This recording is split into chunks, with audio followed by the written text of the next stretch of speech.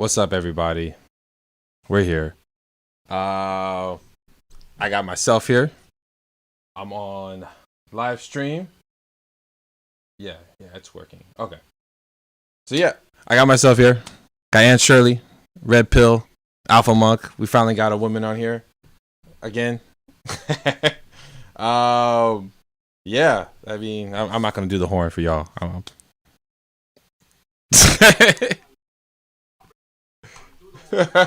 Y'all ain't ready for the horn, man. Y'all just not ready for it. Y'all ain't. Let me record this real quick.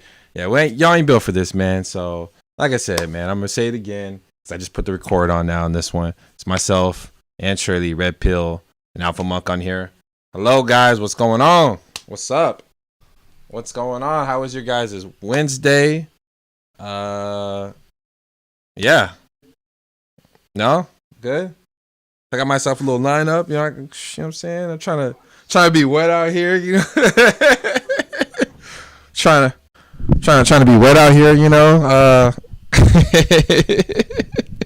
He said, "What's poppin'? You on the stream? Okay, cool. All right, yeah, I'll let you watch that part." But yeah, man, this episode is gonna be about exes, man. I know. I know a lot of people don't. Kat says, "Hey, sexy people." Capanello, shout out to Capanello. What's up, girl? What's going on? What's up? Yes. I'm also on. What's up? Oh shit, it's too far. Okay, let me. Yeah, there we go. Yeah, there we go. Okay. Did I? But you know why? My mic is all the way up because I was doing a stream yesterday. No one can hear me. It's better now, right? Is it better? Okay, all right. What's up, Mrs. Ordinary? She's on. But yeah, let me see if everything checks off here before I do anything. Let's see. I'm here for the topic. I know. It's an interesting topic. You know? Yeah, it's gonna be pretty interesting. Because I only had maybe 2 exes in my life. So you know, I don't know that. Every girl see. So I mean, turn this off. Oh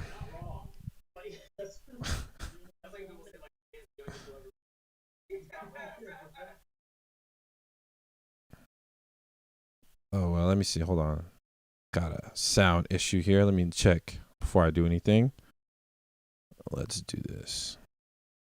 Hold on, guys. No one can hear me on this on the Twitch. Hold on, let me fix this. I know what happened. Let's see. Hold on. Let's see. Hey, talk real quick, guys.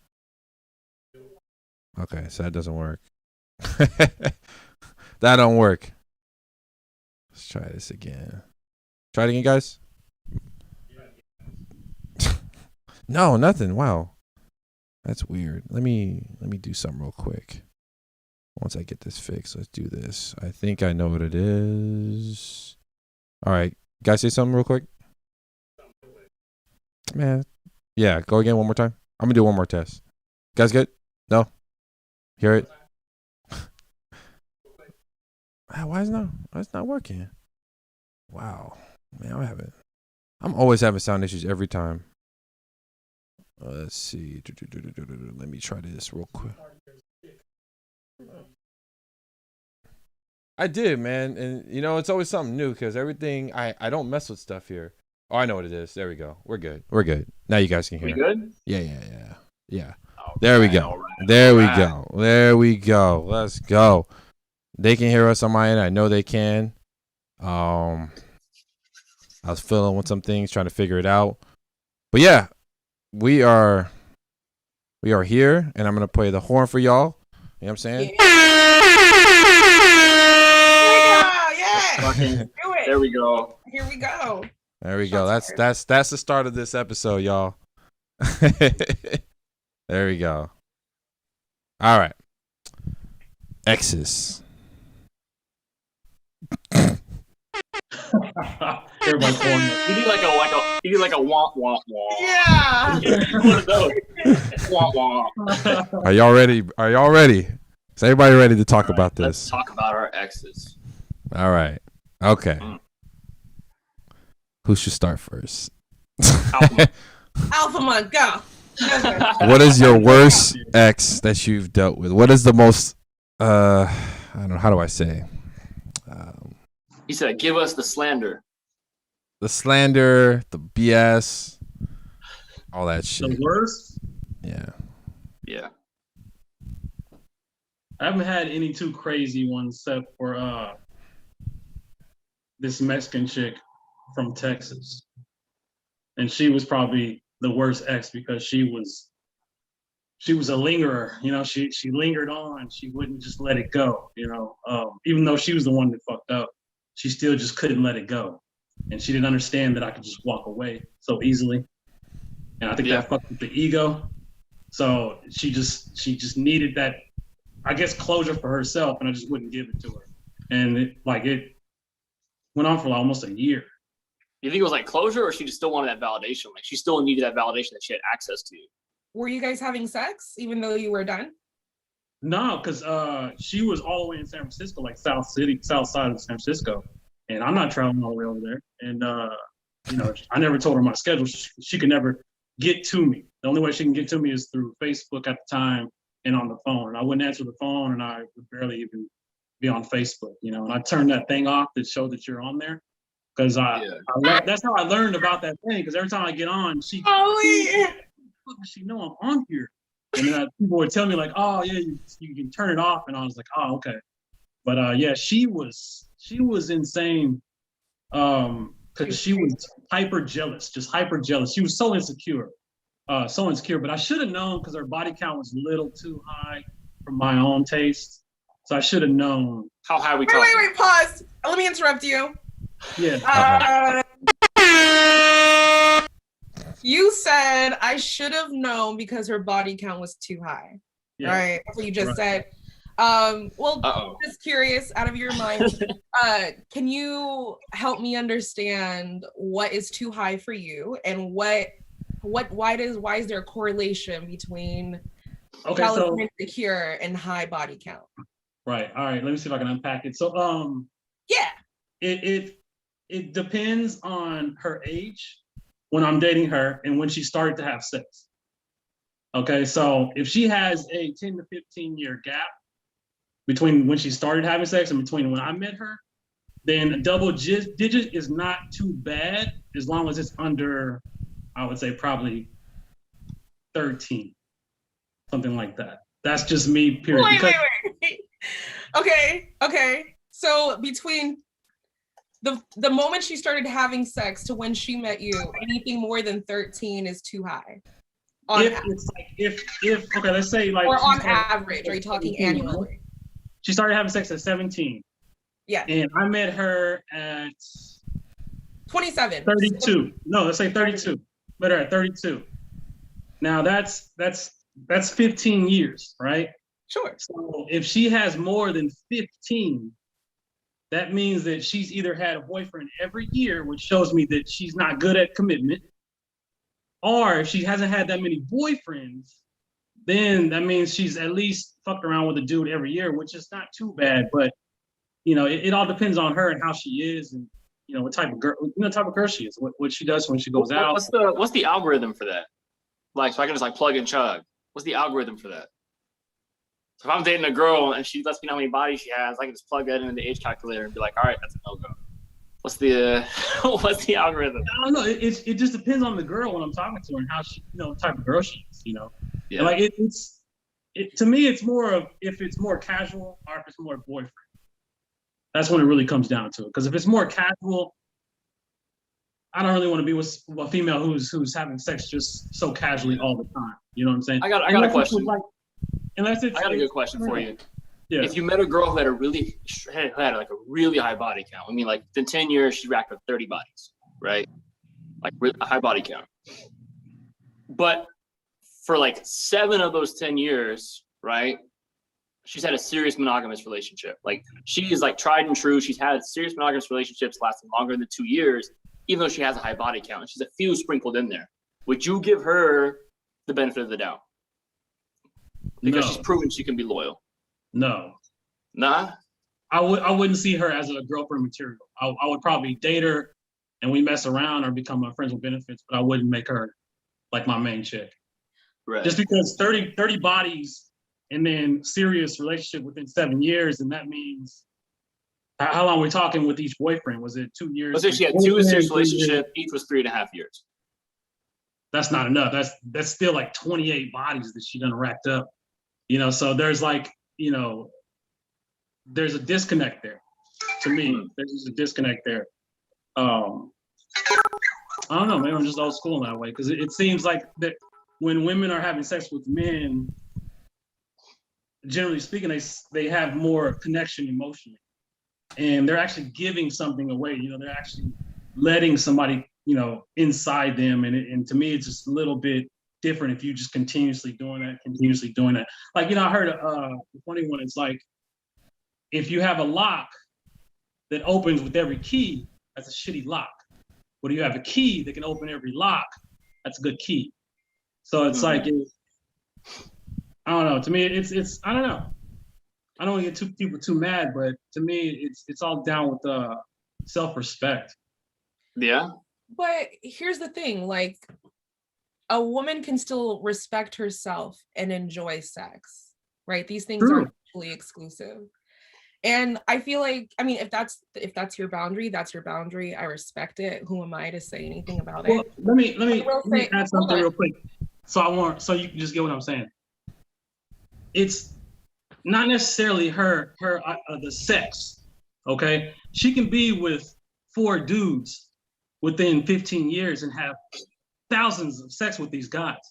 It's the body, it's going from person to person to person to person to person. Now there's something mentally disconnected there, and it has nothing to do really about the sex. It's going from person to person. That shows me that there's something wrong with her emotions. There's something wrong with her commitment.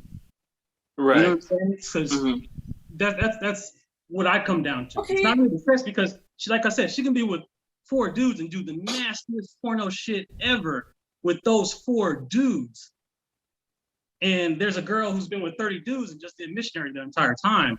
It's not really the sex, it's the body count.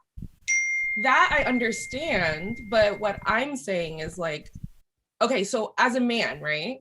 As a man, could we arguably say that's the same thing? If a guy is just smashing through women, that shows he has a lack of discipline with his dick, doesn't it? No, because it's harder for men to go out there and have sex. It's easier for women. You go outside and say, I want to fuck, and 20 dudes is gonna line up. We can't do that. We have to hunt, we have to work, we have to do all of these things, we have to have all these high standards, we have to do so much shit just to get laid. And sometimes the girls just don't really do much. They just lay there. So it's like, we have to work hard to have sex. You guys don't really have to, you just have to choose. That's all you have to do. All you have to do is just open your leg and say, I'll choose this dude between all these other 20 dudes. We can't do that. But that's, as a woman, we don't choose our sexual partners like that. We don't choose men. Yes, you do. Or you'll be great. Listen, let me tell you. Wait, hold on. Actually, can you give more context? Can you give more context to that? Because I also have like a WTF in my mind. It's what do you mean you don't get to choose partners like that? You guys are the de facto choosers when it comes to sex. If she says no, it's a no. What I'm saying is, despite the fact that we have lots of options, right? We walk into the world knowing we can probably get dick really easily. We have to be selective on who gets to enter us. So unlike men who can just who have to work really hard to pursue pussy or whatever, women don't have that. So okay, well, wait, hold on. I'm not you make a great point. No, you make an amazing point. Let me just finish this last thing. So because it's more difficult, or at least the standard of the men we allow inside of us is a little bit higher. If we have 20 partners or 30 partners or even 5 partners, women are choosing the men they sleep with more selectively. Usually, women sleep with men who can benefit them. Women sleep with men who have some type of security provide. There's more motivation than just he's attractive. right? Okay. So if an attractive woman, right, has a high body count, arguably she's been more selective than if we were to compare that to a man. But she hasn't found anything that she wants. So she's been searching for the 35 dudes, and she still hasn't found anything. So yeah, Alpha Monk, Let me say all men are equal. Let me Not say all this. men are equal. Don't make me put this horn out here. So and Shirley, I'm asking yes or no questions. Just follow me here. Yes. Women are the selectors. Yes or no? Wait, no.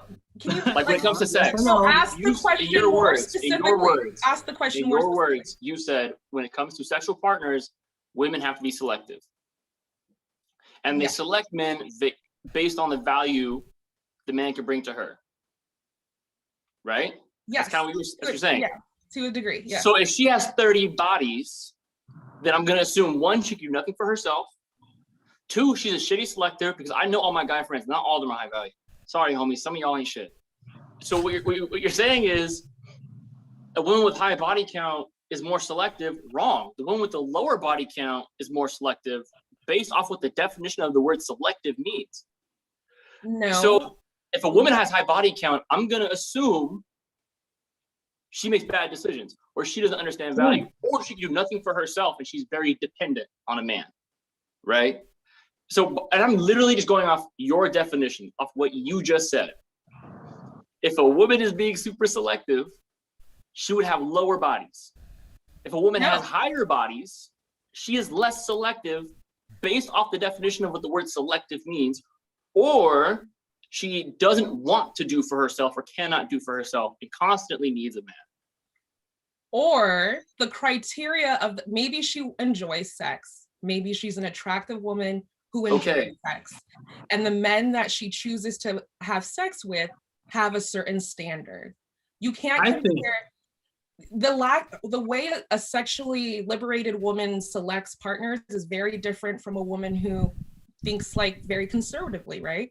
But arguably at the end of the day, we're still selective versus men who's more selective. So the high body count aren't that selective. I think 2 women are both 8s.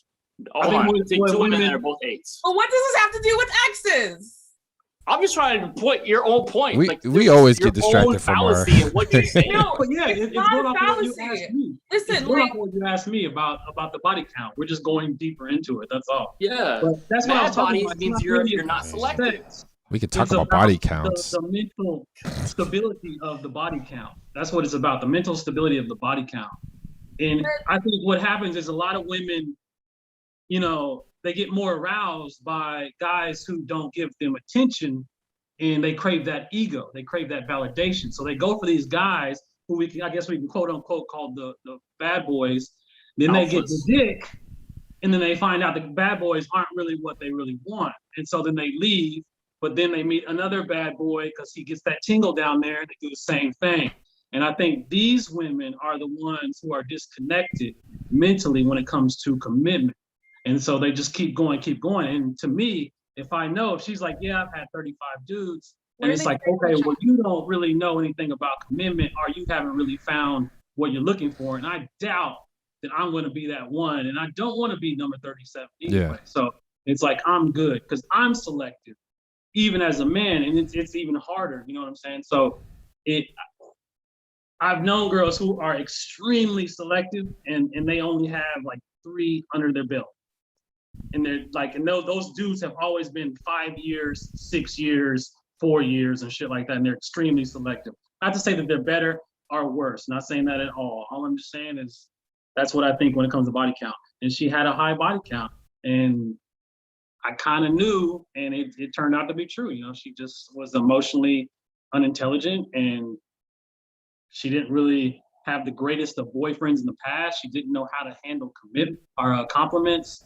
Like a lot of the shit, so it was like I knew it was going to go bad. So I kind of like kept my distance, emotionally speaking. And sure enough, do you think the inverse is true? Sorry, go ahead. Yeah, so I'm gonna look into the comments. We got some comments up in here, guys. So yeah, all right. Next time y'all do this, I'm just gonna do this right in the middle of you guys talking, like just right there. If y'all get off topic again. We can talk about body count, but that's a whole nother episode, y'all. And it's Yeah. sexy. You know what I mean? True, All right. true. So I had someone say, you know, we'll continue on to the actual episode. Kat said, I personally don't think there's anything wrong with casual sex. Some people, women and men, enjoy it and can also in their lifetime enjoy a meaningful relationship. We can just say people who have less experience in in-depth relationships rather than saying people who have a high body count. Let's see. Definition of selective. Someone else comment. I think it's your friend, Red Pill. Definition of selective. Relating to or involving the selection of the most suitable or best qualified. Definition has nothing to do with the amount or an amount. Thank you. Okay, so that comment there, definition selective, is one, the definition, right, of most suitable or best qualified, has nothing to do with the amount. But it actually does have something to do with the amount, because if you add an adjective before the word selective, more or at least, so more selective or least selective, then that attaches an amount, which has to do with the body count, which is a quantitative measure, literally in the word body count. So just putting that out there, just saying. Okay, but I do have a question about exes. This is a great time to segue into exes. This is a question for Ian Shirley. Yeah. So Shout out to you could pick any of your previous relationships, right? Any of your previous relationships. Yeah. What were some red flags you ignored early on? The fact that he would get really angry really quickly and then not communicate to me. So I always tell people the first 3 months when you're getting to know someone, they're bringing out their best representative and they're shit testing you, right? In that 3 month period, 100%. he would get angry so fast. And I'm talking about like, I mean, I'm irritating. I know I'm annoying, right? I know that just in general, but like he would take my annoyances, like little things that I would do, like let's say playing music too loud, right? Yeah. And instead of telling me, hey, can you turn it down? He would just blow up, name call sometimes. Like, damn. I don't know. He was very short tempered. I ignored it because a lot of the time I felt just, well, I don't know. I think I was working with ideas at that time that said like, this is kind of normal behavior for men. So like, I didn't really question it. Another thing I would say, big red flag, was he didn't communicate to me at all about like how he was feeling. I also understand that men take time to emotionally open up, but I'm talking about like lips sealed, and we were together for 2 years, and it was very hard to get him to say anything, and that was really frustrating. All right, pause. I have a question. I have another question there. I think that's a really great point you have, and I just want to expand upon that. He didn't open up emotionally, or like he didn't say how he was feeling, right? Men often misinterpret the idea of vulnerability to where they don't want to say anything because they think being vulnerable is weak, but there's ways you can go about saying something without being weak. This is advice for women out here, right? Give some advice for women out here. You're dating a guy and you want to vet him for emotional intelligence. What are some things you could do or questions you could ask maybe on the third date or the fourth date to vet for emotional intelligence in men? I would suggest, can you tell me about a time where you really messed up on something, but you figured out a way to solve that problem, right? It doesn't put him in a position to talk to me about how he's feeling, but he's being open and vulnerable and talking to me about weaknesses. I think women need to learn how to shift the frame when you're talking to men.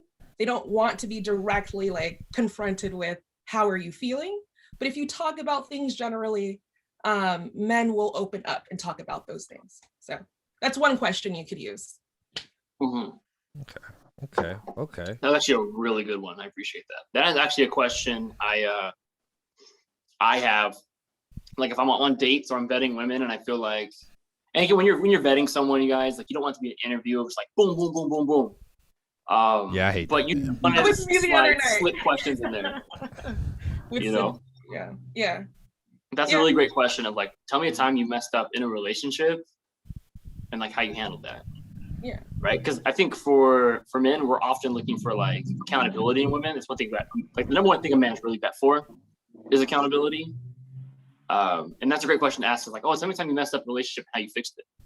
And if she doesn't have a lot of stories, or she really has to think about it, or there isn't that 1, 2, or 3 things that come to her mind, that is a red flag. And I'll say same for men.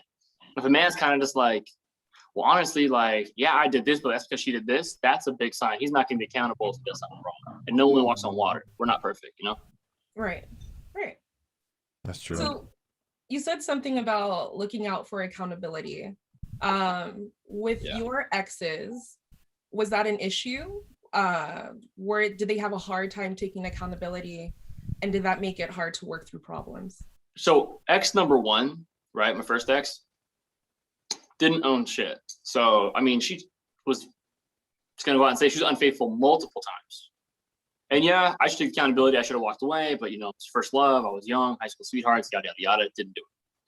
And so she didn't take accountability multiple times. And then what happened subsequently in dating was I was putting so much pressure on women when I was dating them to like be this like honorable thing. And it was just like unfair to them. Like they didn't ask for all that. My second ex, she had the markings of someone who's being accountable, but she wasn't used to like someone breaking down what she did wrong at a 5th grade level and then asking her to like basically like own that. She was used to like taking accountability at her own pace, but she wasn't used to someone like putting her on the spot to own something that happened. And as I found an easier way to bring things up or an easier way to communicate things, she found it easier to actually take ownership.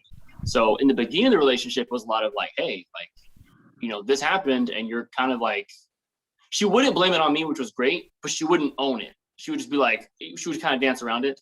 And then towards the end, she would apologize for things before I even brought them up. And I'll be like, oh no, that wasn't as big of an issue as you think. Or I appreciate you taking onus in that situation. And I think that, I really appreciate that. Yeah. I'm going to go on a limb. It's going to trigger some people. We live in a society where women are not held as accountable as men, right? Because to shame a woman is such a horrible thing, right? It is so taboo to shame a woman or to basically throw her mistakes in front of her, right? It's considered misogyny at this point. But if you do the same thing to a man, it's just considered keeping him accountable. Hey, so men do have to find a nicer way to hold women accountable. Hold on. Before you, sorry to cut you off. I know, Andrew, you mentioned you gotta dip out because I know you. I saw over there like, look, I guess you gotta take an emergency. You gotta hang out. So I guess just us fellas, man. All right, it was nice catching up with you guys. All right. Yeah. The homies. Yeah. We're just gonna be talking shit now. Now we can talk all shit, kind of about women and shit. All shit. She's gone. Let's go.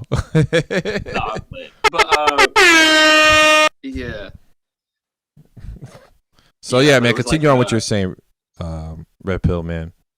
All right. If you remember. Yeah, it was just one of those about like women definitely, I think if you have a strong masculine frame, will follow your example if she's a good enough woman, right? Like, she doesn't have to even be all that super, like, high quality, righteous, self-healed and stuff. If you have a strong masculine frame and you're not this overly oppressive figure, she will just follow your lead almost naturally, right? Yeah. So if you want her to be accountable, you have to be accountable. But there's also a difference between being accountable and then, like, bellying up because you're afraid of conflict. Okay. I mean, exes talk is it's an interesting conversation. Yeah. You guys have some really interesting stories of exes. I've actually been pretty cool with my exes. For the only 2 I have in my life, I'm still pretty cool with them. I never had like a bad experience. I see you. Oh, what's up, Kim? Hey, Kim. Kim's on. What up, Kim? Yeah. I never really. I mean, it's just. I mean, I hear everybody else's learning experiences from people who obviously had bad experience and they're just like, oh man, screw fucking men, like screw women. So they had such a terrible situation in their exes.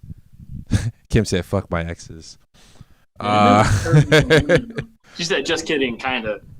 So what she means is that one specific ex where she's like, fuck that guy. But everyone else, she's like, it just didn't work out. I mean. There's always at least one. There's always at least one. Yeah. Yeah. Yeah, it's usually like that. I mean, it's I never had one. I want to give a quick shout out to Chaotic X Goblin. Thanks for tuning in. Oh, Chaotic. Okay, give him shout outs. Okay. Let me. Yeah, just real quick. Was it? Okay. I got it. I see. Exotic ex-goblin. Okay. All right. Cool. Yeah. Shout out to everyone who's joining in. Miss Ordinary, Joe. Hey, I'm Vanilla. Like people on my Twitch fam. Yo, your boy, man. Shout out Twitch fam. I can't even see who y'all are, but shout out to you. Hey. I mean, off topic. Your boy just hit affiliate, so that's a big deal in Twitch. That's like a first step. Oh, there we go. Clap it up. Clap it up, y'all. Clap it up. There we go. You know, don't worry about it. So yeah, you know.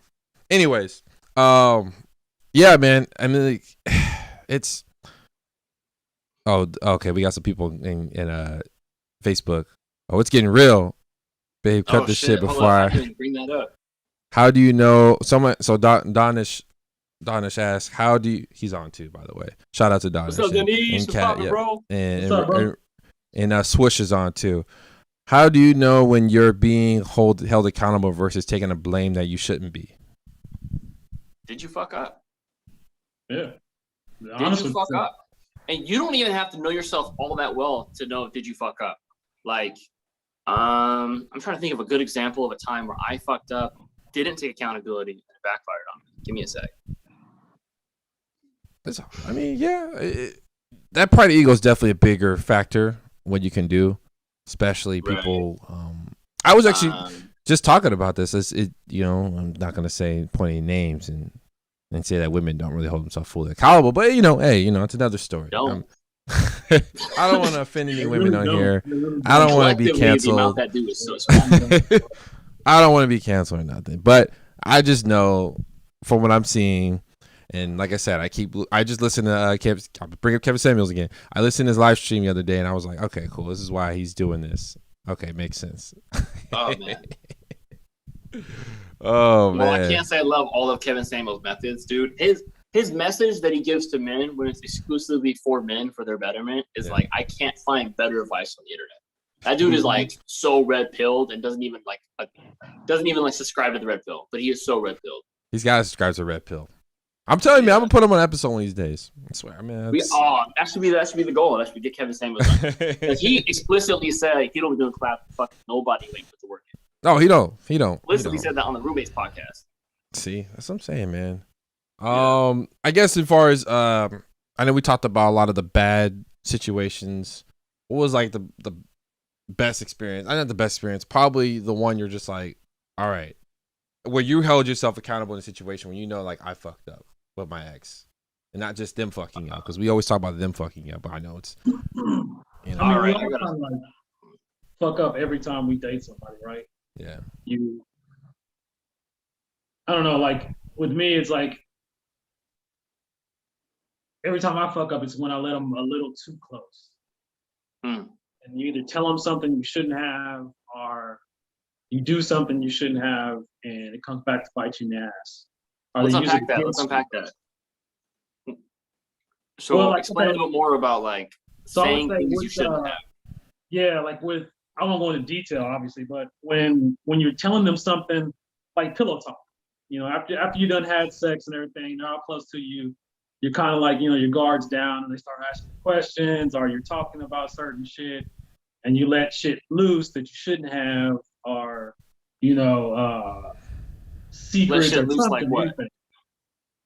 Just, you know, something about yourself from your past, or something about a friend or a family member, something just secretive or personal. And later on, you're like, you know what, I shouldn't have even said that, because that wasn't something that should have been said. And then, you know, you kind of like fuck up, but you don't take responsibility. You don't, you know, look more into it, or get feedback from it, or make sure that, you know, she's not going to use it against you. But, you know, you just, yeah, to me, it's like, from now on, like, I have to know and feel that this woman has my back 100%. And even then, just certain things you should always keep to yourself. Certain things like you shouldn't do for certain people. Like, let's say, like, childhood memories, stuff that cultivates you as an adult. Traumatizing childhood memories are things that happened to you that made you the most vulnerable in your life. You know, only your homie knows, like your closest homie or your family members know about it, right? Because it was your most vulnerable time. I'm not saying personal experiences, but just as an example. But And you don't really tell anybody this. Never told any other past girlfriends or anything like that. But this is one girl, and like I said, you know, you're feeling relaxed, your guard is down, and you just tell her. For some reason, you just tell her. And then you're just like, shit, you know, later on, you're just like, why did I expel that shit? And then it does come back. You know, you guys fight or you break up or anything negative happens between you two, and she usually uses that as a weapon against you. You know, it could be a fear or a phobia you have of your future, you know, dying alone, you know what I'm saying? Yeah. Or being a loser for the rest of your life, or not succeeding in your goal, you know, being afraid of that. You know, the things that really aren't true that may come to truth, but these are things that you hold close to you, and you let this person know this, and you at that point think that they're gonna honor it, but like minutes later, you're like, you know what? They're not gonna honor that shit, and I should have never done that shit. And then it just comes back to bite you in the ass. Okay. So I had a question, and someone had a question. Yeah. Continue on, Red Pill. What are you gonna say? I'm getting to your question. Don't worry. About like, so in terms of like secrecy, right? In every relationship I've had since my first ex-girlfriend, right? I've become more and more and more secretive, and I can't say that the correlations, like the causations correlation, whatever the phrases go, but my relationships have gotten constantly better and better. Like I've had no repeats of my first relationship. One, because I held myself accountable. And then two, it was because I became more and more secretive. So I can't even really explain why what you're saying makes sense, but it does. Like it just does. I mean, I said before in previous episodes how important it is for men to have a tribe. Like how important it is for you to, one, have a tribe, and two, for you to have elders in your life, right? Like whether it be a grandfather, it be some old motherfucker you work with, whether it be like just an older homie who's just big homie to you, right? How important it is to, when you have these incredibly vulnerable thoughts that are just so powerful you can't keep them to yourself, to share them with the homies who've been through it, to share them with the elders who have been through it, right? And but not share that with your woman. And a lot of women aren't gonna like that, right? A lot of women love when a man is open and when he's expression and when he's vulnerable. Trust me, there is enough vulnerability in you to share certain things where she will be fulfilled without sharing the thing, whatever your the thing is, right? True. And but so the person says, so the more you hold back initially, the better the relationship is. I can't say that definitively. I can't speak for everyone. That is something that thought is so nascent. I don't know. I just know in my personal anecdotal experience, the less I've shared about traumatic experiences, the less I've shared about like deep insecurities, right, with my romantic or sexual partner, the better that relationship is, because I've been better able to fulfill the role I wanted to fulfill and the role that we kind of matched up for, right? Right. So I can't speak and say that that's a good thing or that's a bad thing. Only time will tell. You know, when I'm older and I'm like, okay, this worked out and this didn't work out. But I know in the past 4 years, it's worked out for me better. The more I've abided by this ideology of sharing my deepest, darkest insecurities only with those in the very innermost rung of my tribe. Okay. Right? So, All right. So I'm going to get to the upper question here because I'm not ignoring it. How many women do you know that after 10 plus years have a body count that is less than 10? Kip says 10 plus years of what? Puberty, turning 21, getting their first full-time job, just being alive. Like, freaking Kim. that body count talk triggering, bro. That body count talk is triggering. Like between your 20s and 30s, how many women have a body count less than 10? Man. Wait, So she's pretty much saying like it's almost a norm to have a body count, I guess. well, I mean, what's a high body count to them? I'm going off my own personal. I never called anybody out, so I don't know why everybody's getting so triggered. That's the problem with today. Triggered. Everybody gets triggered by somebody else's opinion, and it cracks me up. It all depends on your own, your standard of high body count is.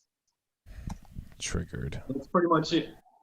I'm triggered just talking. Oh, I about mean, it. Just within a thinking about 10-year it. Time is 50 bodies too much for you? Is 60 bodies too much for you? Like which is? We should make an algorithm right now. Yeah. Every relationship over a year, we're gonna subtract 5 bodies. She said not triggered.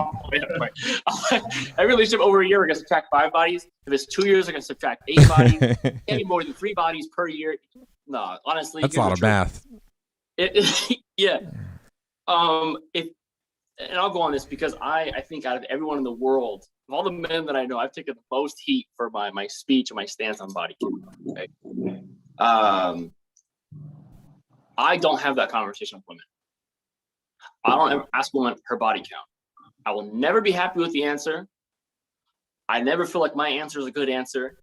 So I 100% sorry. I would 100% just avoid the body count conversation all the way. If a girl asks me directly, how many people have you been with? I tell them, I'm not going to tell you. Just 100%. I'm not going to tell you. What I will tell them is, or what I would ask is, have you ever had an STD? Do you have any children? Have you ever had an abortion? Right? Because the reason is the things we associate with the high body count are the questions we should be asking. Right? Yeah. Like, don't make that inference. Have you ever been a sex worker? Have you ever had an abortion? Do you have any children currently? Have you ever had a major STD? You know, if a girl got crabs one time, I'm not gonna, you can say no and I'll be okay. Do you have any major defects? Do you know if you're fertile or infertile? Right? Like, all the things we would assume with the high body count, as a man, you should be confident enough to ask your woman those questions. And how she asks those questions will actually tell you a lot about how much accountability and ownership she's going to take later. I second that. Yeah. After her, I stopped asking the body count question. So the comments I'm seeing here. Okay, let's see the comments. Do you think talking about those things could lead to a better relationship in general and not necessarily a romantic relationship? She said not triggered. I think if you have thoroughly vetted a woman, you have taken the time, you have asked all the right questions, you've allowed her longer than, people hate when I say this, but one of my 2 things is that I've adopted recently. One, I would never ask a woman to be my girlfriend, ever. Damn. She has to ask me to be her boyfriend, right? And then 2, even if I know day 1 I'm in love with her, I'm not going to ask her to be my girlfriend, or I'm not going to ask her to be my girlfriend, but I'm not going to be in a committed relationship within 6 months. I need time, 1, for me to fuck up and for her to see how she reacts to my fuck ups. And then 2, for her to fuck up and see how she reacts to her own fuck ups. Right? They call me the red pill, but honestly, you should call me the gold pill. Because I believe in legacy. I believe in having a wife. I believe in taking care of the woman who mothers your kids. I believe in taking care of the woman who enters your frame. Right? As a man, I understand the burden of performance is always going to be on men, and I don't shirk that responsibility. I welcome it gladly. But it's the biggest mistake motherfuckers make is who they marry. The number 1 mistake the average American will make in their life is who they marry. 1, give her time to prove herself. Super important. Give a woman time to prove herself. And this actually goes both ways. As a woman, give him time to prove himself.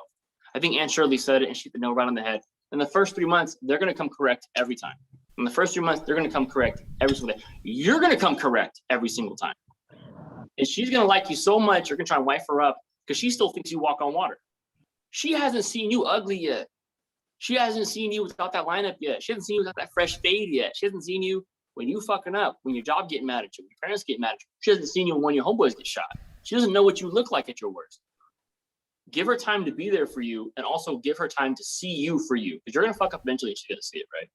So I think all that just super matters when you're vetting women. It's just giving it time. So I hear what you mean. I definitely see it. Because I think just having that, on a conversation is right? Why do you need to know? Are we being married? Is this what you mean? I need to know. What's happening? So wait, ask that question again. I'm sorry, I got distracted by the comments. Ask it again. Yeah, the comments. Comments is what was really getting me too. So those questions. So Desiree said, "Go ahead." Is that it? Desiree is irrelevant connoisseur. Yeah. She said the questions of abortion are for insecure men. Let me just real quick for 20 seconds just explain what I mean. 20. No, I'm serious. And this is coming from a place of empathy. Abortion is something you never get over. It's something you live with. And I need to know if I need to be sensitive around some topics that I would normally talk about cavalier with my friends. Abortion is not a decision to be taken lightly. It's a very serious decision. And sometimes a woman might be pro-life, but giving birth to a child might threaten her life. And so she has to have it done medically. If that has happened to her, that is a traumatic event, and I should be empathetic and sympathetic to that. That is what I want to know. So I can act accordingly. Not because I'm going to judge her for having an abortion. Not because I'm going to judge her for being either pro-life or pro-choice. Hold on. So I'm not act accordingly, so she's not feeling disrespected. She said there's more. She said reread some of the questions. She said because some women who are pro-life will definitely have a baby at 19 and have one body count. That's more of a preference. And then I think Kim was saying, I think he was trying to say he cares more about knowing if a woman he's dating had an abortion versus knowing her body count. Well, just know what I just said is my stance on it. Yeah. It's not that abortion is a bad thing or a good thing. It's just I want to know so I can be empathetic to her situation. That's it. My brother said, does it really matter if it's the past, though? Yes. You want to know why it matters? And I'm going to say something that no one likes to fucking hear, but it's the fucking truth. Past behavior is the greatest indicator of future performance. The stock market's based on that. Economy is based on that. Civilizations are based on that, right? If you don't believe life is fucking cyclical, you're an idiot. That's the whole point of vetting. So you're saying, like, say I'm a woman and I'm dating a guy who's beat every fucking girlfriend he's ever had, but I'm gonna give him a chance because he might not beat me. Fuck that. I'm gonna roll the dice that I'm gonna be alone forever, then roll the dice is gonna beat the shit out of me. So anyone who believes that, I'm sorry, you're sadly misinformed and you might be an idiot. Damn, red pill. I thought I was a dick. I'm the nice guy compared to this dude. I'm sorry. Keep it real. No, I fucking hate that. Like, I'm gonna say it right now. Does the past really matter? Who said that? Does it really matter? Found it, that your brother? Hey, where's the Facebook? That's my brother. It matters to me because I try to avoid. Well, let's be. So no one's not getting insensitive in the situation. No one's calling anyone an idiot or nothing like that. Let's just rephrase that word before people get offended, because you offended the last person on here saying shit like that. So let's just say off the record, guys, we're not saying anyone's an idiot. We have different opinions and different thoughts. So let's kind of rephrase that before someone gets really offended. I mean, no, I don't think he asked it like in a sarcastic way. I think he asked it as a genuine question. Does it matter? Do I agree it matters? Yeah. Yes. Just anecdotally, just look back at your own life. Yeah. Look at people who are trying to, let's say, I'm trying to. Someone said the stock market is an economy is all man-made and manipulated. I'm just using that as an example. Most people can understand that. So, like, let's say I'm trying to like gain weight. In the past, I've done X, Y, Z to gain weight, and it's failed. So in the future, I probably shouldn't do the same thing. If it's failed for me multiple times, it's probably not an issue of willpower. It's probably an issue of validity in my method, right? So do it differently, right? You can't expect different. How's the quote go? You can't expect different results by trying the same methods or some shit like that, right? Yeah, it's something new by doing the same thing. It's called insane. Yeah. So she said offended. Yeah. Let's be real though. How many girls / guys are going to answer with the truth though? How many girls and guys? That's why you don't ask for the number. You ask for, have these traumatic events happen to you? That's what you want to know. That's why it matters. It matters. Okay. How many relationships have you had? Like serious relationships. If it's been 15 years and she says 4 serious relationships and they've all been over 2 or 3 years, that's a good sign. That's a sign that she can settle down. It's in her to settle down, right? Her body count could be 100, but if she's a loyal of those years, you may not like that number, but it's a sign that she can't settle down. And promiscuity hasn't gotten to her head. She hasn't like eaten forbidden fruit, right? Or a guy can have 1,000 bodies. But if he was married for 20 years and super loyal and racked up those 1,000 bodies 10 years after being divorced, right? Like he's proven he can do it. It just didn't work out that time. Which is also why I don't ask. Yeah. I ask the real questions. I ask the important questions. That's all that matters to me. Yeah, that doesn't matter. For me, 33, and if you had less than 2 serious relationships, it's a red flag. Oh, I feel attacked. You know, I agree 100%. Irrelevant connoisseur, I agree with you 100%. If you had less than 2 serious relationships and you got a body count over 33, There's something wrong. You know what number I need to know? The number of minutes it's going to take for me to get that ass after a first date. Kim. Come on. Kim. Say yes. I got many questions. Donish, I know you have many questions. Go ahead. Let's go. What other questions y'all have? So no one won't be offended. Hey, wait. I'm not even drinking tonight. I would have been offended everybody if I was drunk right now. So I'm glad Red Pill kind of took that away from me today. Yeah, what did my boy call me this morning? He called me a shock jockey. Come on, boys, I was getting coffee with him for a Hobby podcast. He called me a shock jockey because he's like, you're always saying something to hurt, like to trigger somebody, to make them feel like, but I'm just trying to make you motherfuckers think. I'm just trying to make y'all think. You know, sometimes I say things and I'm like, I don't even know if I believe that 100%, but it's so triggering even to me to think about it at length that, like, I need you to think about it. The body count conversation isn't a body count conversation. It's a discernment conversation. Should you trust someone who doesn't have strong discernment skills? Because that translates outside of body count. I believe how someone does one thing is very indicative of how they'll do most things. Yeah. That's true. Yeah, that's true. Not everything. There's some savants out there, but most things. So if someone can't make a great decision when it comes to body count, like sexual partners, and they also make bad decisions financially, they're probably going to make bad decisions regarding your emotions and your respect. That's funny. Yeah. She said, "Switch that." Kim, we need to know. Yeah, we need to know your body count. Oh shit! Oh. So Alpha Monk, I don't know if you can see the comments right now. He said, "Kim, I'm gonna need to know your body count." Wait, where is it? What's up, Kim? This is on IG. Whoa. What's up, Kim? What's up, Kim? What's going on? There's another Kim on here. There's two Kims on here. You're on your own, buddy. You're on your own, man. I can't. It's on you, dog. There's two Kims in here, so shout out to everyone who's on here. Yeah. I mean, I guess this episode's kind of redirected to body count. I guess we're just going to the nitty gritty. Is that how it works? We always just start harping on. I always give you guys like a headline, and it just goes to a different one. I'm gonna change it. I'm gonna change the title. Don't worry, guys. I always do. I'm like, oh, God damn it. Right. Oh my god. Dang, dog, dead. That's funny. I'm triggered, man. The word triggered and offended is two different things we've been doing today, man. We're going in. It's that crown that's turning you to an asshole right now, Red Pill. That's what it really is doing. I know what's funny? I'm not even being an asshole. This is the most empathetic I've been all season. Yeah, I don't know what's going on today. Everyone, I don't know. Get that clickbait. Okay. So I guess we could kind of talk about body count a little bit more. I guess it does matter. I mean, it kind of connects with exes. So I mean, let's talk about men's body count. That's what girls want to hear. What do guys think about a guy's body count? Right. A guy's body count. Because we've been just dogging on women this entire time. Let's talk about men and their body counts. Yeah, men have to work for it. So if he has a high body count, that means he knows what the fuck he's doing. If he has a low body count, then he's probably a simp or he just got lucky. He always calls it a simp. He's always calls someone a simp. Bro. As an ex-simp, why do they call them simp? Because they get sympathy pussy. That's why they call them simps. They get sympathy pussy all the time. So, yeah. I thought they called them simp because they're simpletons. They just don't fucking get shit. That too. Anything with the sympathy. Okay.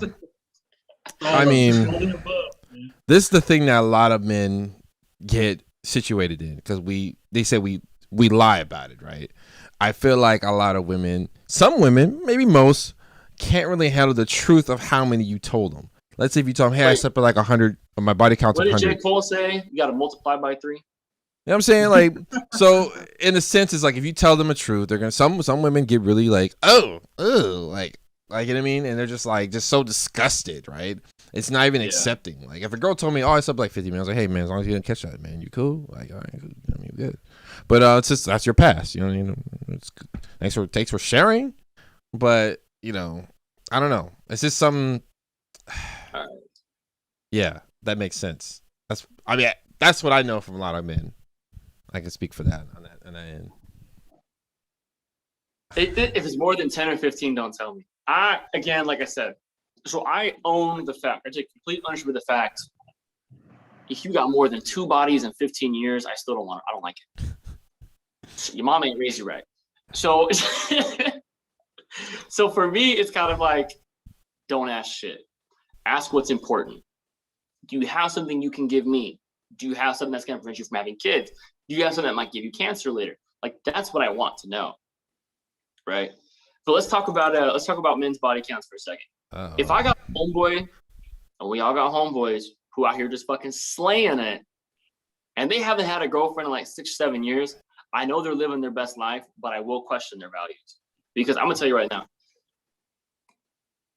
the difference between a good woman and a great woman is bigger than the difference between a bad woman and a good woman. Let me say that one more time so y'all can understand. The difference between a good woman and a great woman is larger, vastly larger than a bad woman and a good woman. There are very few great women out there, just like there are very few great men out there. So if you're a man and you're bagging, let's say, 4 bitches a month. You're bagging 4 bitches a month, right? So 4 times 12, 48. Hey. Why they gotta be bitches? Yeah. Come on, man. Hey, women. They call up worse. So you bagging 4 women a month, right? You get 48 bodies. Let's say you're getting 50 bodies a year. No, go ahead. Maybe 3 of those 50 bodies you've had in a year are great women. Maybe 3 are great women. And great women, by laws of hypergamy, are really only going to give it to great men. So if you're bagging that many women and that few are great women, I'm going to assume the quality of person you are is lower. Right? Just by association. At what age are you starting from? 18. You're an adult, 18. There we go. Definitive answer. Definitive 16. If you're from the South, 16. If you're from the West, 18. Yeah. Right? So what? So 16 is the standard? 18 is the standard? Like, why is it lower in the South? 16 is the standard in the South. You gotta add a couple cousins in there. But basically in the West, it's 18. Let's see. Sex workers count. Let me read some of the stuff. 140% not date a sex worker. Let me read some of the stuff absolutely counts. 100%. Let me read some of the stuff on the Facebook too. He said, "Here comes the truth." I've dealt with the exes who deflect instead of holding themselves accountable. How do you know if you're fucking up versus? Can a great woman have a hoe phase though? 100%. That's why I don't ask. He said. So Dottie says, "How do you know if you're fucking up versus it's on your ex? Something I struggle with." Okay, so let's redirect this back to the actual topic here on hand: exes and ownership. Yeah, man. We keep getting. Hey, we have the live stream. They're asking for what they're asking for. This is true. People keep bringing up body count still. No, it's not my fault. Do I have? I don't know if Kat's talking about me or not. Conservative values. Mine are a bit more conservative than other people. Let's come put it out there. Hey, Dinesh, I am dealt with exes who deflect instead of holding accountable. How do you know if you're fucking up versus it's your ex? Something I struggle with. The first thing I would say is like, did you fuck up? Like, is that a real fuck up? You should be able to look at yourself in the mirror and say, yo, I really made a mistake. That wasn't the best course of action to take. If you can't honestly be all like, I messed up. If you sit there night after night and you're like, man, I didn't do anything wrong. There was no ill intentions. You're taking this completely out of context. This really isn't what happened. Then you didn't mess up, right? But the onus is still on you. So you got to say is, look, I did this with X, Y, Z intention. This is the after effect of what happened. I don't feel bad for what I did, but you need to what you want me to do in the future, right? Or you have to say, look, this is a part of dating me. This is part of the package. This is part of the deal. Take it or walk. Shark Tank style, Okay. So you got to decide in that moment. That's also just goes into being a decisive man, being a man who can self-analyze. If you know you can self-analyze on the daily, then you shouldn't have to worry about it. You'll know if you messed up or not. Okay. I hope that helps you, Donish. Can a great woman have a hoe face though? Asking for a friend. Yes. Yeah. 100%. That's why we don't ask for body counts, man. So more than 2 years after past history, but you don't want to know it in that much detail. You can read between the lines here. Every time they break up with their boyfriend, they go to their whole face. So that's true. I feel like Red Pill is giving his apology in advance. He ain't doing no apology video. He ain't doing no apology video. He ain't doing no apology video. So more than 2 years after 15 years, starting at 18. So more than 2 after 15 years. I'm not gonna put an algorithm on it, honestly. Like I said, it's so hard to say. Yeah, working on those insecurities. It's hard to say because if let's say she's had for 10 years, she's had 2 relationships, both of which were 4 years, and in those middle 2 years, she had 100 bodies. That's fucking wild. But for 8 of those 10 years, she was monogamous and only had one buddy each of those 4-year periods. So at that point, I'm just want to know, you ever caught something? You ever had to get rid of something? And what were your relationships like?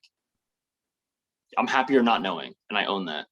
Yeah, I mean, to me, I mean, like I said, maybe I don't know. It's hard to say, Ben. Especially when someone tells you that, like, have that conversation with someone, you know. It's an uncomfortable setting for certain people. You know?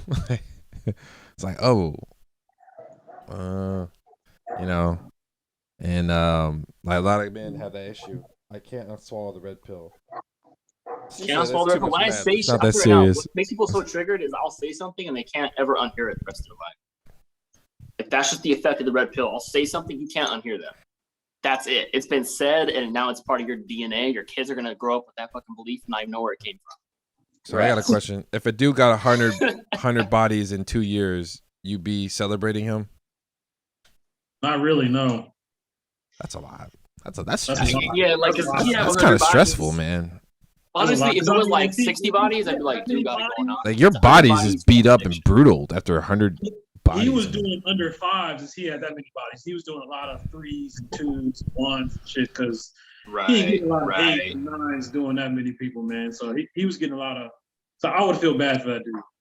Yeah, dude's got stupid bodies. Oh my god. Yeah, like I said, well, exactly what Donna said. Like he said, it's impressive, but it's not a good thing. You know, what I mean? It's not that like, wow, I wouldn't praise him. Like, oh, you okay? Like, really? You want to talk about it? Yeah. You did cool. Like, you did cool. He's like a cautionary tale. You tell your other homies, like, man, I know this one cat who did 100 bodies in 2 years. Man, he don't look too good. Don't do it. Cause I don't know, your body just looks just so like you just look like a zombie if you're doing it like. Man, that's a lot of drainage, man. That's a lot of drainage. You're just, how are they gonna know? God, think about all those children you just didn't even like. You know what I mean?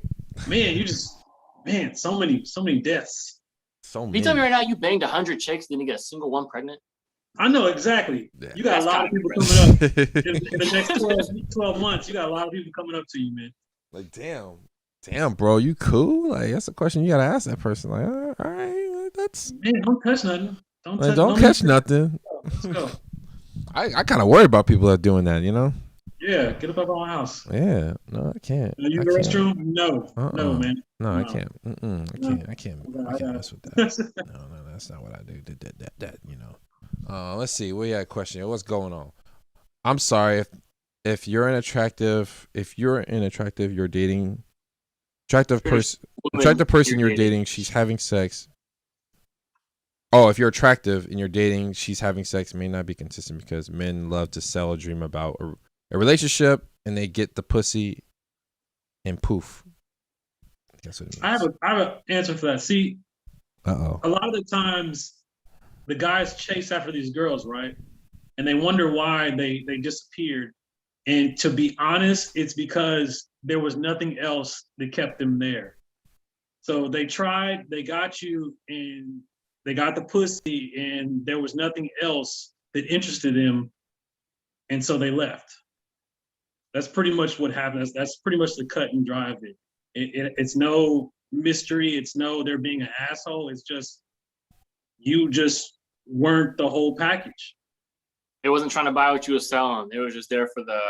Thank you. Basically, what do they call the beginning? What do they call that? Like the beginning period, the free trial. They wanted the free trial. The AOL free trial, the little thing for it. Some AOL trial. Yeah, it was. And it was like, you know, I don't like the shower. I don't really like the. Thanks for letting me try it out. I might not get the service after, but I might not get the Prime, the Amazon Prime. I get to men is like, as men, like you do need to be a bit more selective. I'm just gonna go ahead and say it, right? You got to be more selective, and then also too, like. You can be that bad boy who bangs chicks without being misleading. Like you can. If you were just an alpha male who really has stuff going for him and you're maximizing your physical potential, you will bang chicks and never once do you have to lie. Never once do you have to lie. Never once do you have to sell this fantasy of having a relationship. She's just going to be so excited to be in your presence, she'll just drop the draws. Like you ain't got to do all that, right? Man, because you really messed up chicks for the next guy. Yeah, my friends with benefits were more on me than casual chicks were, just because you tell them what you want and you keep it there. We're not gonna have a relationship. This is just gonna be physical. We're gonna have fun, whatever. They try to change that shit every step they can, and you just keep them at a distance every time. And they just keep running after that, keep running after that, keep running after that. But the girls you actually give into and you date for a while, the luster starts to lose little by little because they have you. And it's like you have to maintain this cat and mouse if you want them to always be pawing at you, always be on to you, always be on you. You have to keep it mysterious, sorry. You have to keep it exciting because that's the whole reason they got with you in the first place, you know? And it's not hard to do that if you're actually always learning something new, always growing, always trying to do stuff, doing something, enjoying your own life. If you enjoy your own life, as Markel or Red Pill said earlier, if you're enjoying your own life and you're doing what the fuck you want to do, what you're supposed to do, putting your best foot forward, you're leading your life, and she's gonna integrate into yours and follow you because she's gonna see greatness and she's gonna see where you're going towards, and she's gonna want a piece of that. And that's the best way to keep them, you know, on your team.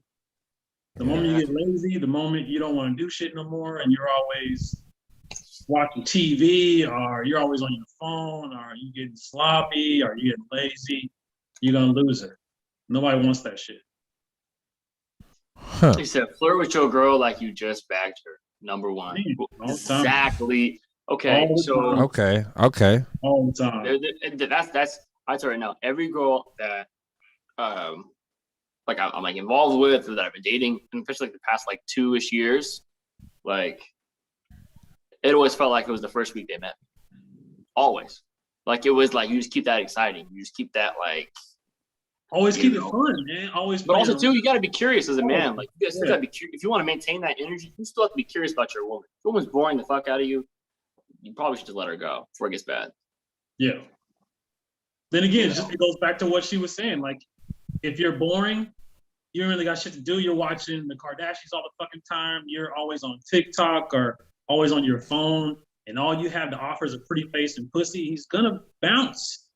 He'd probably stick around because he knows he's banging a 8 or a 9, but that's gonna reach a plateau after a while, and then if you don't really have anything else going on, it doesn't matter if you're a strong independent woman or you're a businesswoman, but if you're boring, he's not gonna stick around. He's gonna bounce once he gets what he wants because that's all you pretty much have to offer for him.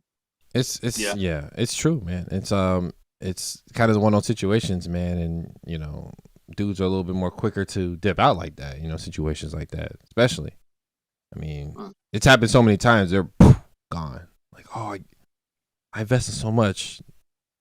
Well, I think women don't really know what men value in women. Yeah. They think it's, I have my own money and I'm working really hard and I'm this independent, strong. That's not what we value. We don't look towards that for a woman. We don't want that. That's what we are. We don't want another fucking man. We don't. We want the opposite of masculine energy, which is femininity. Yeah. That's what we want. Yeah. We want. So it's. That's true. You preach on that one. That's definitely true. I mean, like women, like, oh, I'm this. I'm independent. I got this going. I'm like, it don't really matter at the end of the day. Right. Don't tell me you're independent. Tell me you work well with others. Right? I'm a bad. Like don't spend all your time telling me you don't need a man. Spend all your time telling me, hey, if I found a man, this is what I can do for him. We don't need another man. And quote Kim. If a girl, exactly. If a girl came to you and was like, I can do this for you, and then right after she said these are my standards, you could sit there and make such a amazing decision. If a girl came to you and was like, look, we never finna leave the house hungry or horny, and I'm great with kids, but this is what I want from you. Dog, like what? Men have to come out here and be like, oh, I got this, and just throw it on the table. And women are just sitting here just like, either I want it or not. It's like, well, what are you gonna do for me? I need you to, like, I got right? So, and I'm not saying, I love this topic and I hate this topic because it makes relationships sound so transactional, man. And I hate that, right? Like the topic of like, what do you bring to the table? Okay. It makes it sound so transactional, and honestly, I'm like a closet romantic, so like I hate that. But it is the truth. It is the truth. There is this like rational, logical element of, look, I love how you make me feel, but these are also my needs. It hasn't always been that way. Just recently, in the last several years, it's come to that. more so. But it's going to overcorrect. I mean, right now I think this is an overcorrection of men abusing responsibility, right? This complete revolt that women are having against men and this drive for independence. I think it's just an overcorrection of men neglecting their wives. Then also it's a reaction of a bunch of men dying in World War I, II, and Vietnam and Korean War. But I think what we're going to see in the next 20 years, after we have like 10 years of women dying alone, women are going to get smart real fucking fast. As soon as we have men who truly want to have kids and feel like something's missing in their life, they're going to flip that switch and be like, okay, well, I have to become a better man. If I want to secure a wife, we'll do those quote unquote wife things for me. Right? I think there's going to be an overcorrection and we'll return to extreme polarity between men and women instead of us being like the fucking same in the masculine. It's kind of like a double-edged sword or Ouroboros, the snake eating its tail. Like you said, it's overcorrection, but now men have, like the good men are so hurt and so left out that they're like, fuck that. We don't want marriage either. So what's left are all these assholes and all these guys who don't really give a shit about women at all. Yeah. And that's all women usually see, because all the really good guys, the ones that they passed over, the ones they don't really want to, fuck with really until they're, they hit that prime or they hit over that prime, they're walking away. They're going away. Married? They're pushing away. So, Dante, Alpha Monk, do you two want to be married? Yeah. No. He don't want to be. I do. He been Never through it. again, or just not right now? He been through it.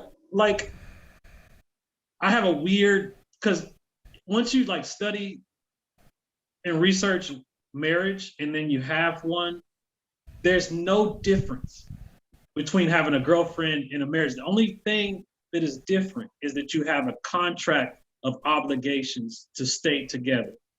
Right. That's it. So to me, when I signed that paper, and it was about 2 weeks later, I don't know if it's a subconscious thing or maybe it was just me. It was an unnerving feeling of being locked into something without no way out, without external intervention. And I didn't really like that. And it had nothing to do with her. It was more of a, like, you felt you were trapped, you said? In a way, but not because of her and not because of the relationship. I felt trapped because it was something outside of us that told us that we had to stay together. And I don't want to. Well, I'll say right now, that was the problem. Yeah, it sounded like that was a problem. Yeah, because but it was like, if you're, it's not true. If you love your wife, it should 60%. Yeah, there's nothing really there keeping you guys together.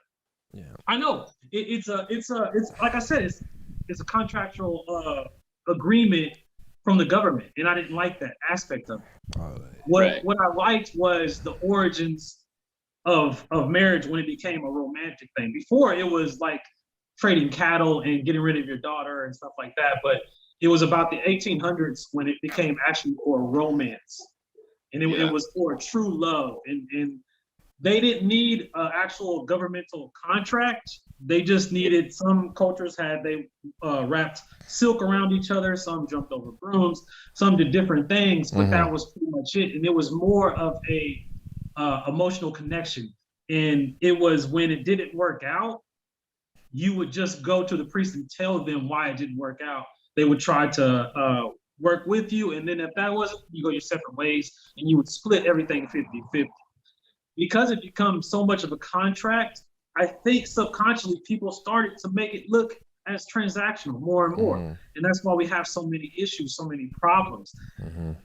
I would rather have a more spiritual wedding with no priest, no government, just family and loved ones, and me and her know that we're married. We don't need the government to tell us we're married. We say that we're married. And that's, if she breaks that or if I break that, I think that's even bigger than breaking it with a contract from some government, because that's something me and her actually told each other, like, we are married. We look at each other's eyes, all this shit. We had this big ceremony with our family here. We spoke in front of these people. And I know it's exactly the same thing, but it just has no government ties to it. And you know, my wife at the time, she agreed to the same thing. She was like, yeah, because it doesn't feel too much different. There's nothing different. It's just that I have your last name. We both have rings. You know, we're together. We're loyal to each other and stuff. You know, that's it. But that's the only thing I would change is not get the government involved into it at all. That's pretty much it. But that's why I said I wouldn't get married. But I would do that if I found the right woman. Yeah. Okay. Well, I mean, that's a little different. I mean, everyone has their opinions definitely about when government exchanges happen. I mean, you do make a good point on that situation. I mean, once you get the government, you get hierarchies involved. And like it said, like my brother in his instance, he didn't really do it that way either. He did it more spiritual way too. He had a shaman there. So it was like definitely more organic. So, I mean, it's really how you know, if you love someone, you want to be with this person for the rest of your life. It's a bondage, right? It's a spiritual bondage. I've met like he said, I try to get them tax benefits. Right, but I've met like people who gay people who've been together for like 30, 40 years, you know, and they couldn't get married, but they stayed together and they said to themselves like, man, we will never be disloyal to each other. We love each other, and this is our own type marriage. But they never got into it with the government until they were allowed to, and within the government. But they did it. They could do it. So it's like it's weird to me that people need that sometimes to keep themselves in check. And it's like, wow, why the fuck do you need that to keep yourself? Because people break it all the fucking time. I mean, what's the statistics now? It's like 40% get divorced right off the bat. You know what I'm saying? It's probably even higher now. So it's like something like that. Yeah, doesn't make sense to me, man. Well, like I said, it goes back down to what you just said. Like a lot of them probably felt like, oh shit, I didn't know this is what I signed up for. Right? This is not what I expected from this. Right? So they're just they're shocked because it was all in the moment, right? They saw what their parents did. They saw how beautiful the whole wedding was.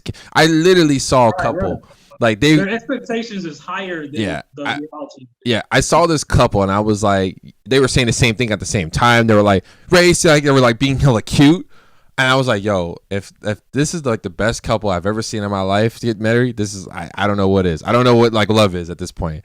Like the next year they divorce. Like literally next year. All right, but here, let me talk about that for a bit, right? Because I have some strong beliefs on that.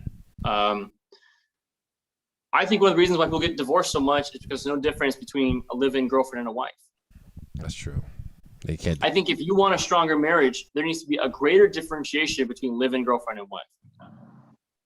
There needs to be a difference. Like the title of wife and husband has to mean something different than live-in boyfriend or live-in girlfriend. It has to mean something different. If your girl's living with you and she's generally speaking, if she's cooking and cleaning and then you're bringing home the bacon, there is no difference between when you're married or when you're not married. There isn't.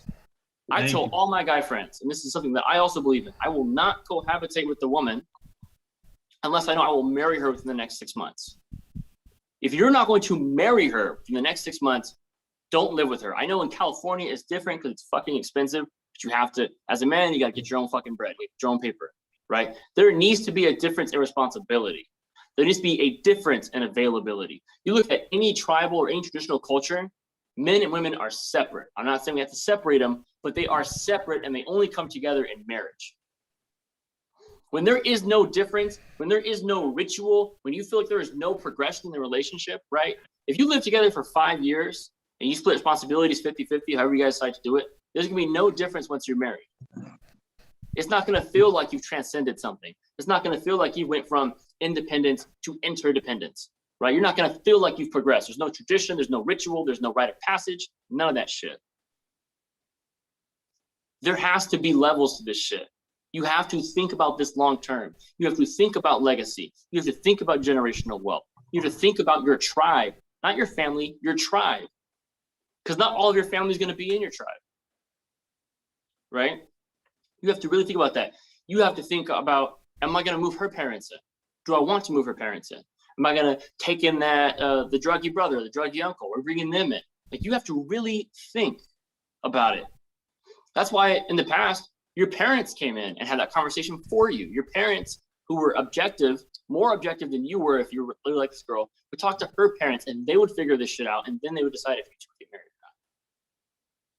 That makes sense. So there are girls who I've dated who I wanted to my girlfriend so bad, right? This is after my second ex. I've wanted to my girlfriend so bad.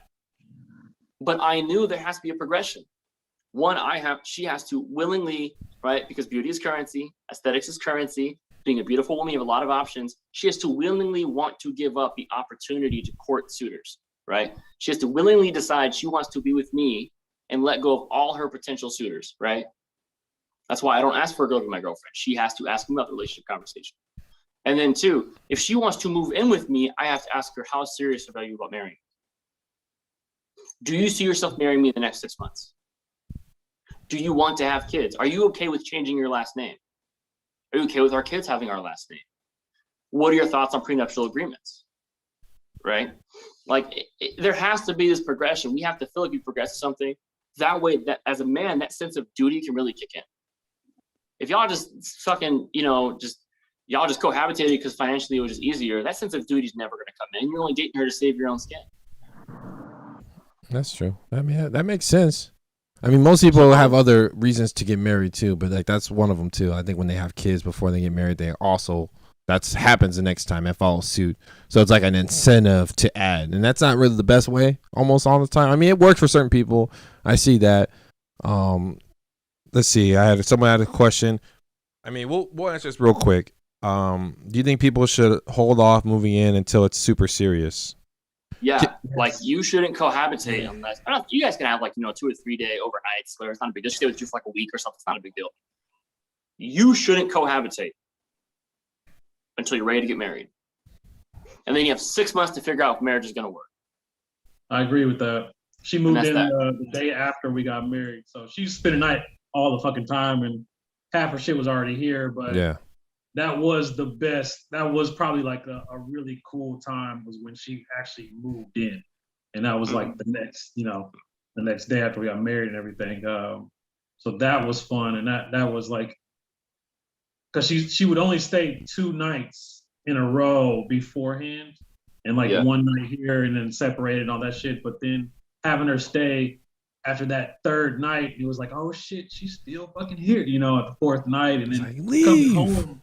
Living by myself for so long and then actually coming home to somebody already here, that you get used to that. Like it's hard to get used to that after a while, but it was exciting too because she was home, she was safe, and it just it triggered that. But I would say she was from Israel, so she had old school mentality. She was conservative and shit like that. Yeah, so everything. I think the word conservative is so triggering for some people, but some conservative ideals were really on the money. They were really on the money. There's nothing wrong. I think it's. It just triggers so people when you hear. Now. Yeah. I think it's so cute now to rebel because the real rebellion in 2021, the real rebellion, the real counterculture, is returning to tradition. Like taking your role seriously. Understanding that there is a role inherent to you that your ancestors have had for fucking 30,000 years. That idea of taking that responsibility for most people, 99.99% of people, is in their genetic memory. Double down on your strengths. It really is, right? And I'm not saying this to devalue the other one. As I say, I feel we're having an overcorrection soon and return to this idea of more of like a tradition. But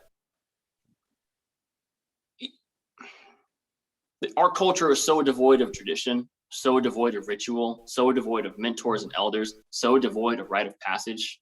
You have to create these things for yourself. You do, right? Like the whole idea of like going and asking her father for her hand. There's a conversation to be had with her father. Even if you're in a culture that doesn't do that, there's a conversation to be had. If you go to him and you say, hey, I want to marry your daughter, and he says no, and you say, why? And he tells you, I want you to own this and own this and own this. Is he so wrong? If you don't have any assets to your name, no fucking stocks, no retirement account, no house, you have no business getting fucking married. None. If you're sharing a bedroom with your homeboys because you can't afford to live on your own, you have no fucking business to get married. Yeah, that's true. Like you have no business. If you're a woman and you've never once, like, let's say you're a woman and you, I guess women it's a little bit harder because a lot of the rites of passage are attributed to just physical age, whereas men have to have accomplishments, right? So it's a little bit different. But as a woman, it's like if you go to his mom and be like, hey, he wants to marry me, okay with that? And she goes, can you cook? You say no. Or you say, hey, I want to marry that. And she goes, have you ever babysat before? And you say no. Or she says, do you have anyone to watch the kids if you both have to go to work? And you say no. It ain't looking too good. Nope. It ain't looking No, too it's good. looking, There are very. bases you have to have covered before you get married. Marriage is a big deal, and I'm just shit you not. I'm only gonna do it once. I'm not gonna marry wrong, right? And that's because I am putting all not hurdles, but just these are the milestones we have to go through, right? I have to own property first. I have to have an asset. I have to be far enough along in my career. We got to make sure that you're still physically fit to have kids. You have to make sure that your family's taken care of. You have to make sure that your family is okay with you leaving. If you have a role as a woman, you have a role for your family, and you marry a man, 8 times out of 10, you're entering his family and his life. So I'm pulling you away from that. Are they okay? Do they have, if you're the primary caretaker for your parents and then we have kids, it's going to be hard to do both. Yeah, it's true. So we have to make sure your parents are okay with you leaving the family. And also, you're taking my last name. I'm not doing no hyphenated shit. Yeah, So you're entering the world that I've worked so tirelessly to create. You're entering this frame that we decided we wanted to have together. You ready to leave certain things behind? Honestly, that's why I said I wouldn't get married again, because she was supposed to be that one. But I mean, not to get into Samantha or whatever, but I'm still waiting for her to come back. And if she does, then, things will keep going. But hold on. And then Irrelevant Connoisseur says, not in LA, you have to have stuff going on. Men want you to be a 10, cook, put out, and also make at least 60K. The only reason men would have financial standards on a woman is because they just want her to respect his money. If you can show that you respect his money, you don't even need a fucking job. True that.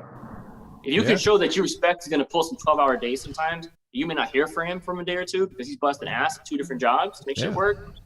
Well, and it's a lot of people who don't want to give that up. They don't want to give up that lifestyle that they had before. They're worried that what if that man doesn't come through? It's like, you know what I mean?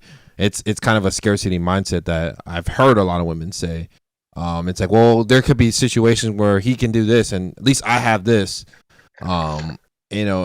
And that's what requires with the trust and everything. Trust that he can get the thing done, get it done. If a guy's making like $400K a year, you don't need to be working. Honestly, hold on.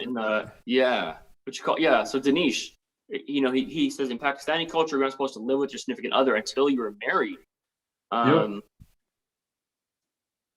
He said he had an ex who wanted to live with him, and he said no unless they're getting married, which is smart.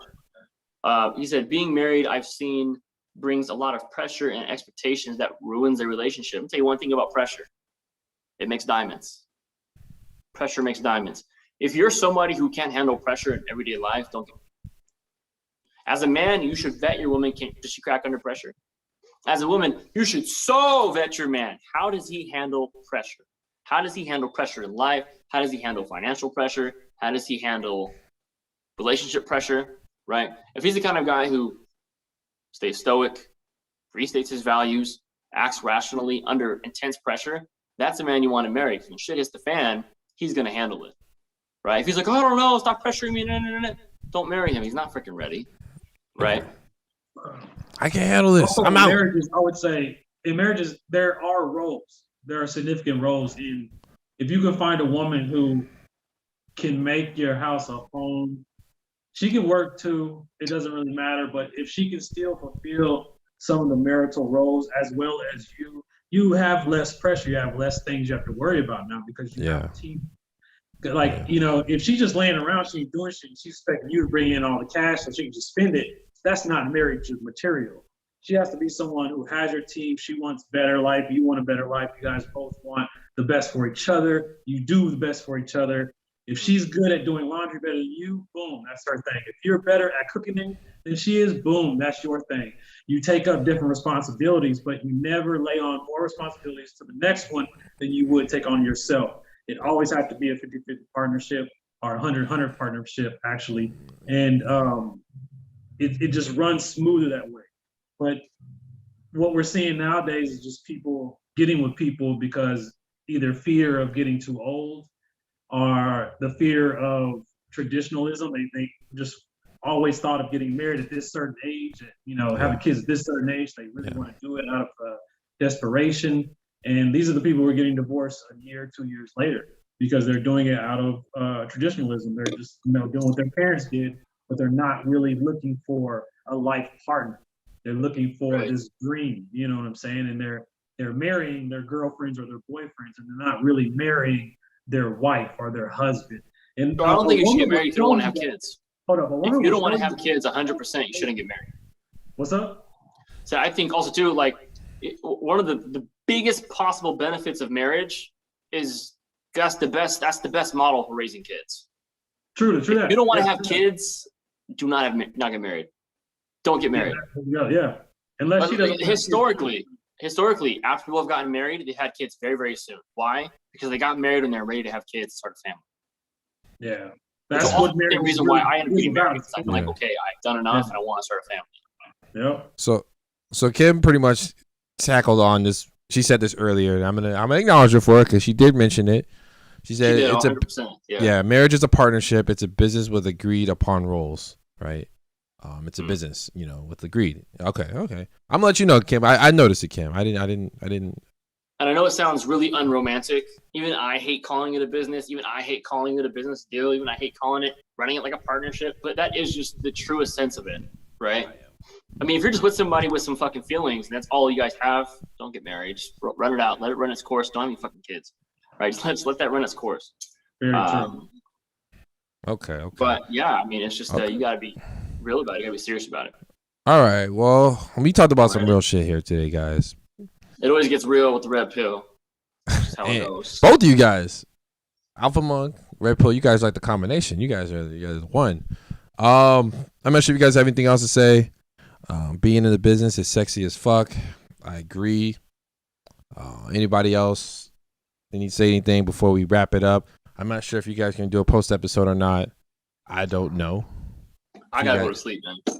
So Alpha Monk, y'all about to? Okay, so we're not doing a post episode. I think today was so dense. We don't need a post. I don't think we do either. I agree. I don't think we do. I don't think we need to. It was intense.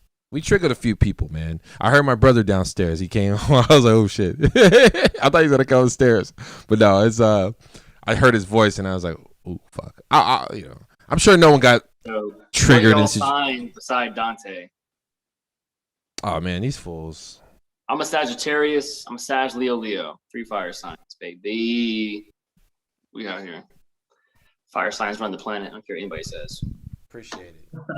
Appreciate the favor. Appreciate the love. People say, "Oh, you're that guy from the White Day podcast on the thing." I love that shit. Fucking, I like to be the White Day guy, and you guys, it's good. Yeah. I love the love. I love the love. Yes, appreciate it. She said, "Hey, facts." She must be a fire sign. No one knows what you guys are. No one knows what Sagittarius is. Just so you know, no one really knows what you guys are benefit or. Because we don't worry about nobody else. No one knows. You don't even know. You just say you're the best. No one knows why. Anyways, we just doing it. That's why we're like the Kobe. Nobody knows how hard Kobe was working. They just know that motherfucker made plays. Yeah, whatever. It's out here. Whatever, man. But yeah, so yes, I appreciate you guys coming on. It was a pleasure, man. And we might have to dive into a body count episode or something like that, maybe in the next episode, because I feel like we tackled it, but it got too crazy and intense. So sensitive people. All I gotta say is, if I really offended you tonight, definitely go in my DMs, tell me about it, and I'll make sure to leave you on red. So if you're super upset about something I said tonight, just go ahead and DM me. I'll just leave you on red. It'd be awesome. I appreciate it, Relevant Cartier. I appreciate Dope and Son. Yeah, yes. You got offended. That means it's about you. I appreciate it, Nani. Love it. Yeah, no, I mean, yes, and the people are appreciating showing the love on the live streams too, man. I'm not giving up, and people who are listening audio versions of it, I appreciate you guys tuning in too. I know it's kind of hard to see if you're just listening to the audio, but we'll do it for next week, guys. Every Wednesday, 8:30. 8:30 p.m. Usually that's when I start. I go on here. Actually, I'm gonna say one thing because I appreciate people coming onto my IG profile. Dante the Silent D. I appreciate you guys coming on there, but I'm really trying to focus on getting the White Day podcast live stream because I'm redirecting it. I know a lot of people come onto my live date, my profile. I appreciate it. But please give a follow to the Why Date podcast, because I'm eventually going to transition over to the Why Date podcast and do live streams on there.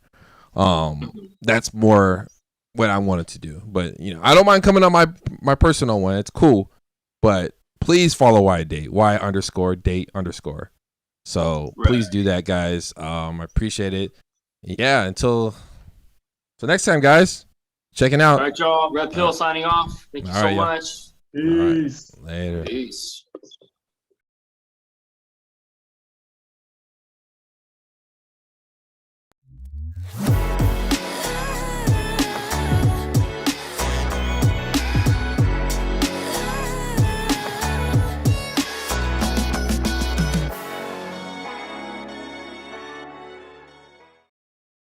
Hello, friends. This is Dante from the Why Date podcast. Thank you for tuning in onto our episode. And just wanted to give you guys some updates. I know I usually do this at the end of my episodes. I'm doing a little update. So we do still have a Patreon website. I've been putting exclusive content on there. I haven't put any dating coaches or advice or anything like that yet. I'm still working on that. But if you still want to donate to the Patreon, it's still on there on the Why Date podcast website. But for right now, all I'm doing right now is Venmo. I'll put the link onto this episode on the YouTube episode. Hope you guys, like I said, like the episode. But I'm putting everything on there. Currently, I am still working on advice dating because I want to have a community where we're having someone giving advice, having some experts on there that's helping people through dating. So I know we typically talk about a lot of funny stuff on our episodes, but I also want to provide some kind of service to everyone who's listening. So let's get their money's worth for something. It's $5. It's definitely not going to raise the price because I haven't done much with my Patreon. But I still have a Venmo on there. It's going to be on there. But I will put the link down here. You can kind of see it. And just so you guys know, I appreciate you guys joining in and tuning into our episode thus far, listening to all our stuff. But yeah, that is it for you guys. I will post more things on my Patreon. Like I said, I'll still put the exclusive content, the post episode on there, the audio form. I can't really put the video on there, but sometimes we will take file. It's too big of a file. But that's what I want to have on there, guys. And that is it. That's all I have to say. But please subscribe too, as well, on the YouTube channel if you guys haven't done so already. But that is it, guys. Thank you guys for tuning in and enjoy the rest of your day.